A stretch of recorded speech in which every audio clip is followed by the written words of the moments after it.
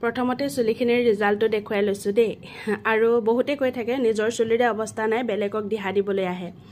চুলিখিনি এনেকুৱা মই শ্যাম্পুৰ বাহিৰে বেলেগ ইমান বেছি ৰাসায়নিক পদাৰ্থ বা বজাৰত পোৱা বস্তু ব্যৱহাৰ নকৰো ঘৰতে যিখিনি পাৰো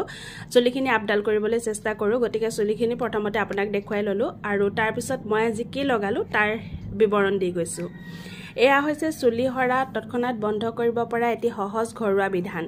যেটো নেকি আপোনাৰ চুলিৰ গুৰিবোৰ অধিক শক্তিশালী কৰি তুলিব আৰু চুলি গজাত সহায় কৰিব আৰু চুলিখিনি অধিক পৰিমাণে সিল্কি হৈ পৰিব তাৰ কাৰণে লাগিব তিল তেল আৰু তিল তেল মই লৈছো 2 চামুচ আপোনালোকৰ চুলিৰ পৰিমাণ অনুসৰি লব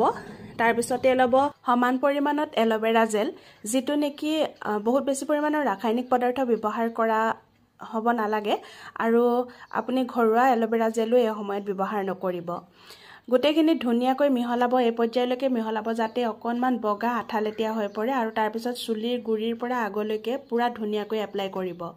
5 মিনিট মান সময় চুলিৰ গুৰিটো খুব ধুনিয়াকৈ মালিশ কৰিব তাৰ পিছত শুকাবলৈ এৰি দিব